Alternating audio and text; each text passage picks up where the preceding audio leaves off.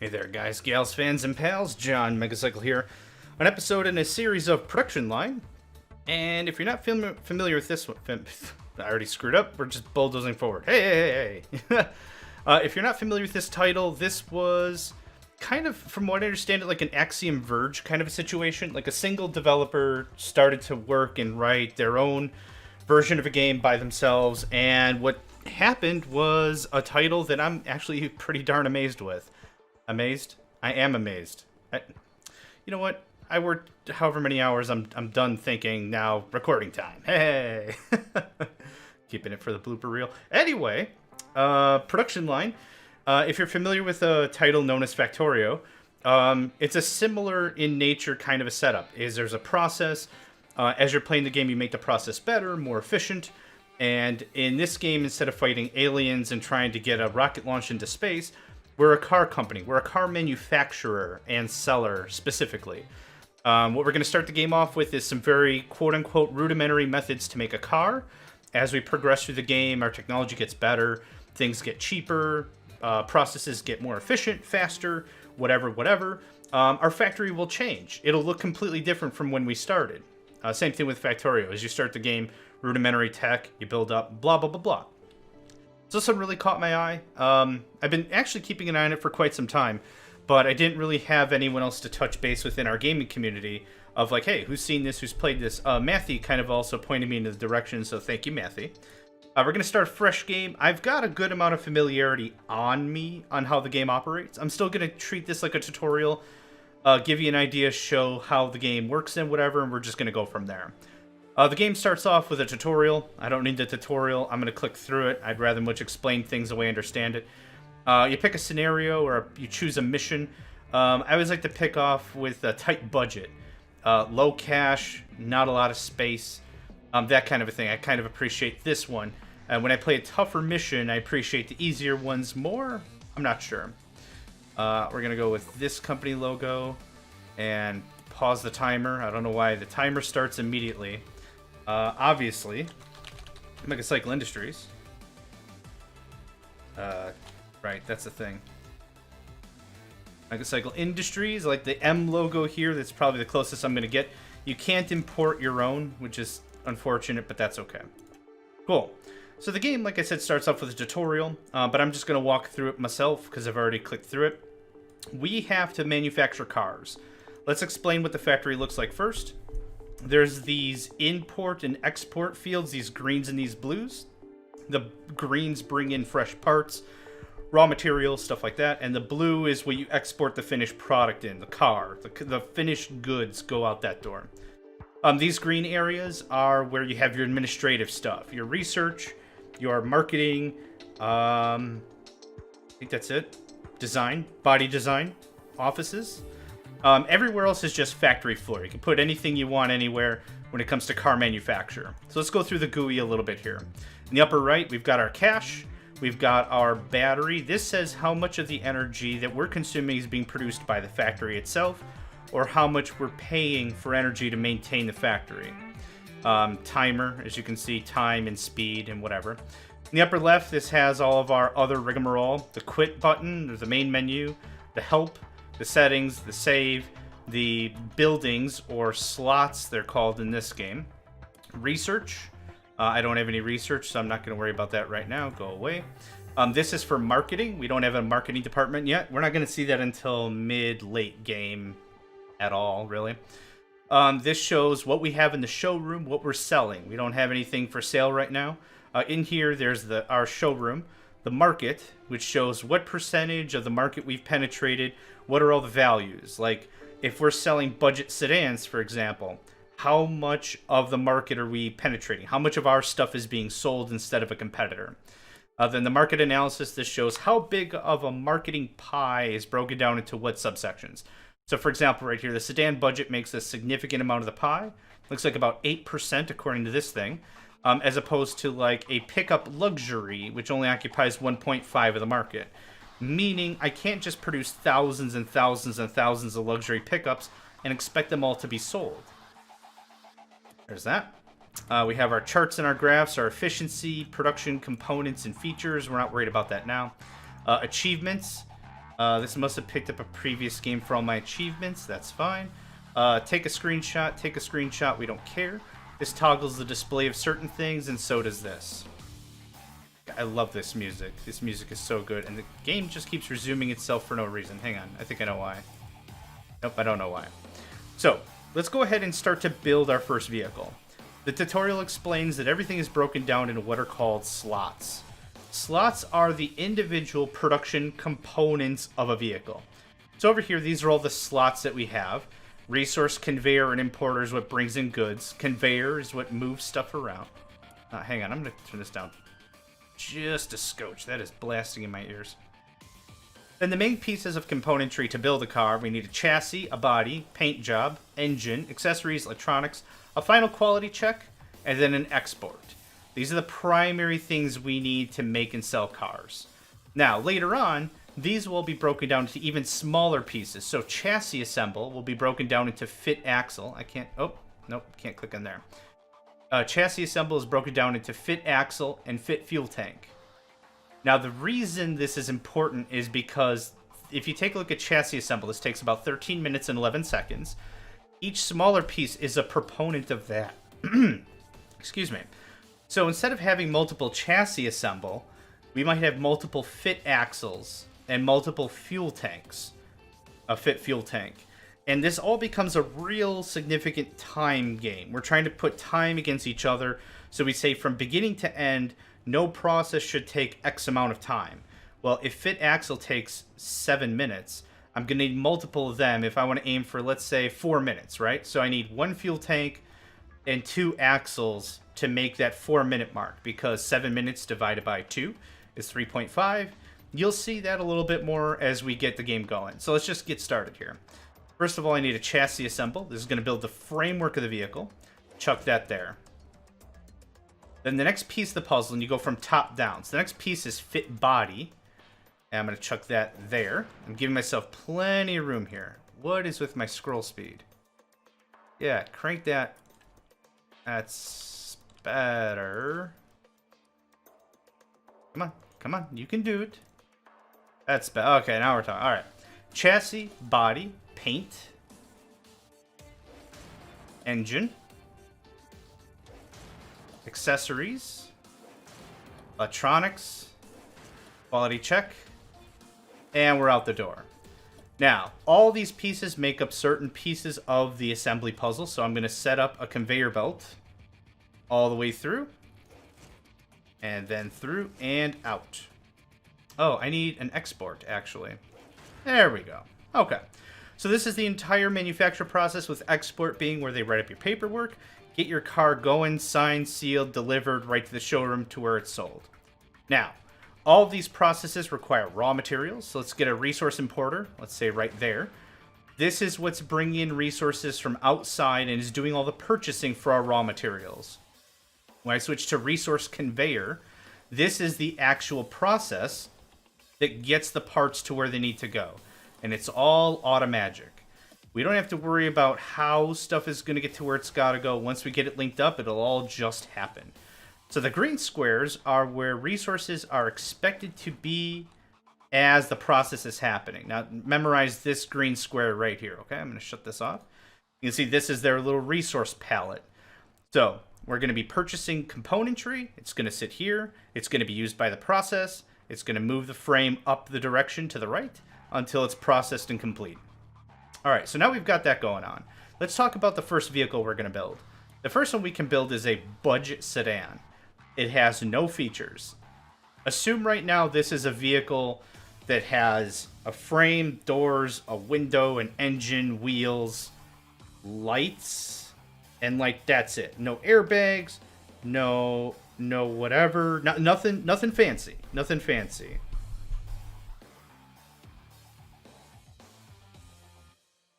I'm trying to think if there's anything else I need to mention about the vehicle. I mean, what makes a vehicle, actually this is more of a car design, is a price point. So that's done by this Draggy Madoo up here. I'm going to leave it alone. The price, the type of vehicle, and the features. We haven't researched anything yet, so I'm going to leave that be. Let's just go ahead and get our first few vehicles off the lot before anything happens. I'm just going to hit play. And it freaks out. It says no route to stockpile. And then it says, oh, wait, I need to purchase all this stuff. So now the purchasing happens, and parts are delivered to each of the slots. So now everything's telling me insufficient resources. As you can see here, I could just zoom in way better. That might be better. Because it hasn't received any of the resources it requires. Let's go ahead and get another importer here and another conveyor here. And that'll help out with the process. I'm sure everything's already been purchased over here, so nothing's going to be purchased right now. But what we really want to do is we want to reduce the time and effort it takes for parts to get to where they need to be and things to be manufactured as they should. So I'm going to leave this at normal speed for a little bit. I always play on fastest speed whenever I can. And that's really about it. All right. So we've got we have all the parts here. The chassis is being assembled. This has 2 timelines. The timeline on top is each individual process. Or the timeline on the bottom is each individual process. The timeline on top is each process broken down into the completed chunk. So the chassis assemble has 5 individual parts, 5 individual tasks, I should say, for the full chassis assemble. When the chassis is complete, it'll move down the assembly line here, the conveyor belt, and it'll move on to the next station. We can click on the vehicle and we can see what kind of features or defects it might have at this time, and also what kind of a design it's working on. Right now we've got a basic sedan, and it's working on itself. It goes to another station. The robots work merrily, and I'm going to click on this one. Fit body has a bunch of steps, a bunch of stockpile, and a bunch of parts for it to be built. So now it's going through all the individual parts and pieces it needs to make sure that the body is fit appropriately. Doors, bumpers, windshield, side mirrors, I think. And we've already got an extra chassis blocked up right here. So what you're seeing is a bit of a stockpile here in the process, right? What this is really indicating to me is one process is faster than others. So this takes 13 minutes. This fit body takes 32 minutes. So right now, just do some quick mental math. We could put another fit body here or a third fit body here to expedite the process a bit. And in any minute now, this should be complete and it should push on to the next step. I'm going to speed up time just a little bit. I want to walk through at least our first car together, and then you'll assume the rest of the process from there. So that one's complete and now has a fit body. I'm going to skip that. Our car is now a basic car with a front vent and a solid roof. It's now getting its paint job. Paint job is another instance, another step in the process that takes a crap ton of time. Very inefficient. Again, we could have multiple paint slots, or later on with research, we'll be able to break this up into different pieces. So like there's a drying phase, a primer phase, a finish phase, that kind of a thing. Yep, so now we're in the dry finish. Oh, nice cyan teal looking thing. Okay, and this is getting close to completion. Speed this up a little more. And there we go. Now we're up for wheels and rims and all that rigmarole. Brakes, right? Again, another process. Takes 22 minutes to fit the engine. That includes the radiator, like I said, the wheels, the tires, the exhaust, the whole rigmarole. So again, this is like 8 or 9 processes sandwiched into one thing, which sounds great. It's easier to manage, right? The problem is it's very inefficient when we can break this apart later and just make whatever, if there's one part of this process that takes longer, make sure we've got more slots of that. And now we're up to accessories. We're almost ready to have our first vehicle produced.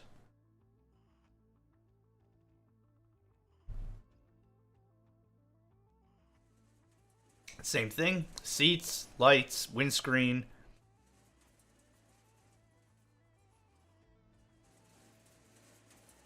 And now electronics. This has the console or the dash or the whatever. Then, of course, a quality check. As it stands right now, we're just checking the quality. We can't even detect if there's defects or even fix them. And then move out to output, export. I'm going to pause the game right there. Export pushes it into the showroom. And what we have right here is a really good example of this vehicle, what's attached to it, what kind it is, what build is it, how much is it, that kind of thing. We get some feedback here.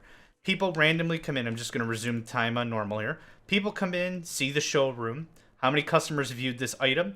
What are the customers' thoughts? Wrong body style. Okay, so maybe that person was expecting a sports model or an SUV. Oh, and it's sold. When it's sold, we get our first profit. Money goes right into our cha-chingy chingy up here, our current cash balance, and that's it. Now that we've had one car go through, other cars should be coming in much quicker. Now that we've stepped through one process, we could just kind of walk through here. And what you can see is inefficiency already, right? One process is faster than another, and because of that, it's slowing everything down and it sucks. So, I'm just going to crank this to maximum speed so we can get a little more cashish. While that's going on, let's go ahead and talk a little bit more about our balance. When I click on the cash icon, we have an overview, an income, and expenses, a prices for parts and commodities, and of course loans. Loans are fantastic. Just like any game, they can give you a quick shot in the arm of income, but the thing is, it's very, very dangerous because it's counting against, as you see in the right here, an hourly capital repayment that goes against the loan and an interest rate. So if I'm not making it this at least per hour, that's problems. All your expenses are debited every hour, I believe, at least for loan repayment and stuff. Loan repayment, wages, that includes worker wages, research wages, body design, like designer wages. That kind of stuff is all done on the hour. So realistically, as long as you're keeping an eye on your hourly expenditure, you should be all right. But this is starting to drive me bazonkers. So let's do a little mental math here.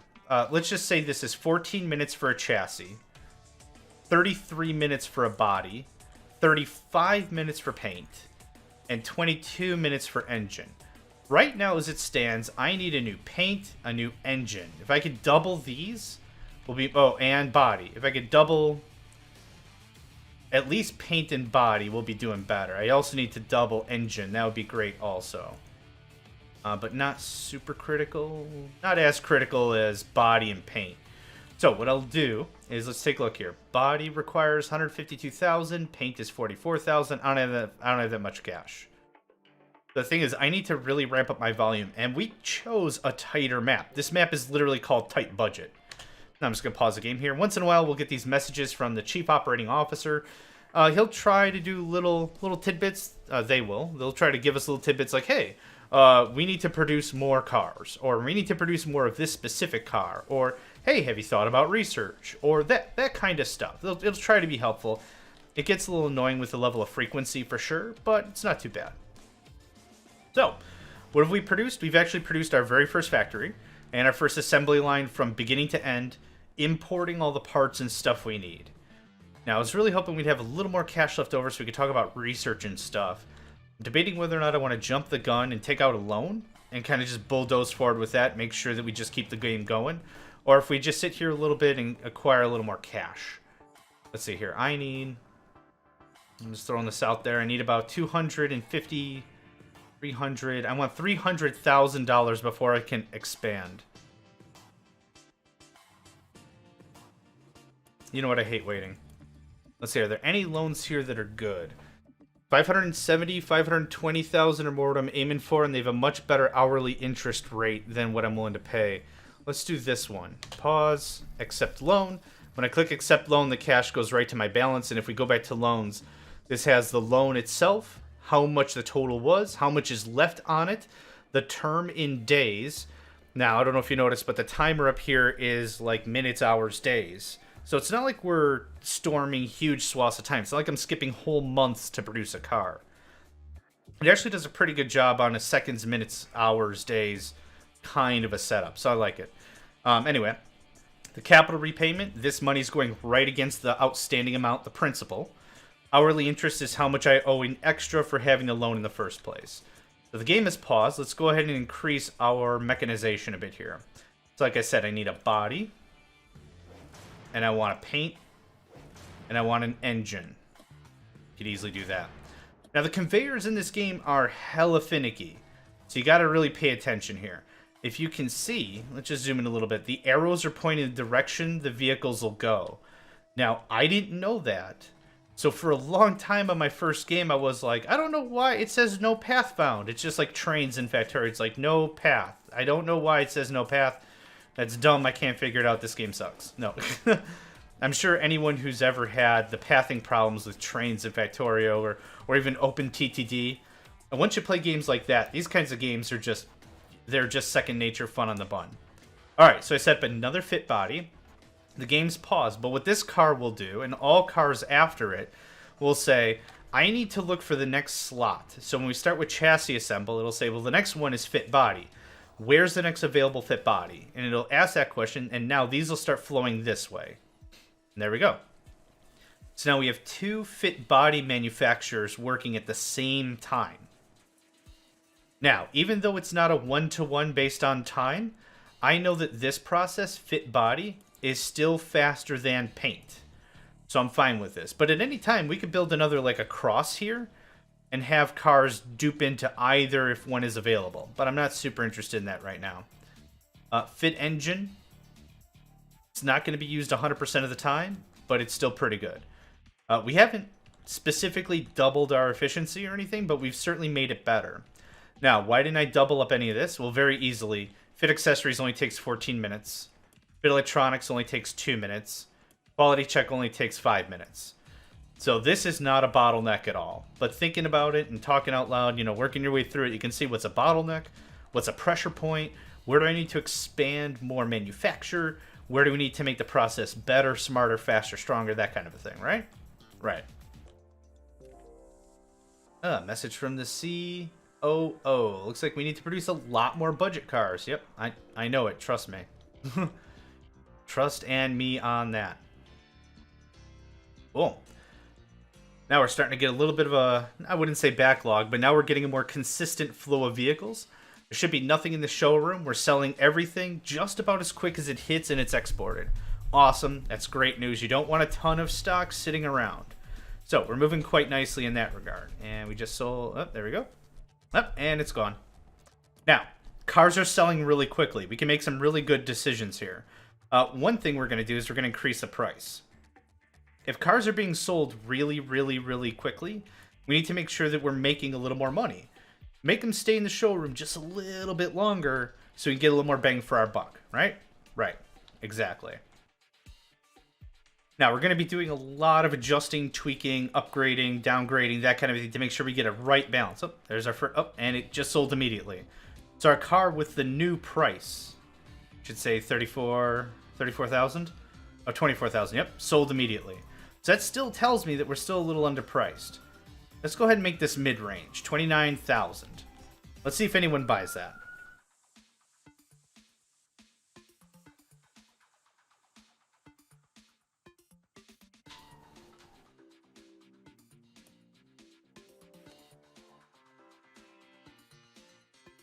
Okay, so we're starting to get a little bit of stockpile here. That's fine. Having, I'd say, a dozen cars or so in the showroom isn't the end of the world. Just got to adjust your price a little bit. So, okay, we're getting 2, 3, 4 in there. Let's drop it down to 26,500. See if anything changes. The price adjustment affects immediately. Okay, we just sold one. Color doesn't matter. Color is completely superfluous. So you could say that I always want these cars to be black, or I always want them to be red, or whatever. It really doesn't matter. As it comes through and gets pushed and sold, they don't care about the color.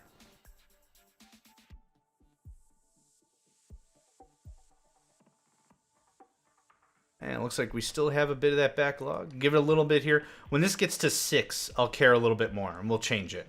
But for right now, I'm still okay.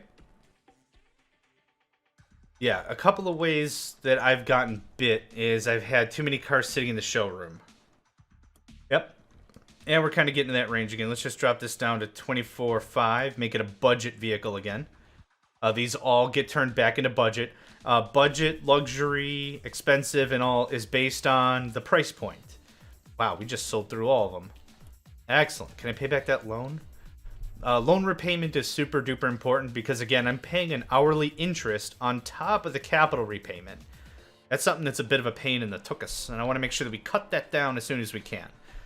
What normally happens with this game, if you run out of money, you'll get notified that you've defaulted and you're out of cash. You can either take out a new loan, or you can clear your desk and leave and start a fresh game.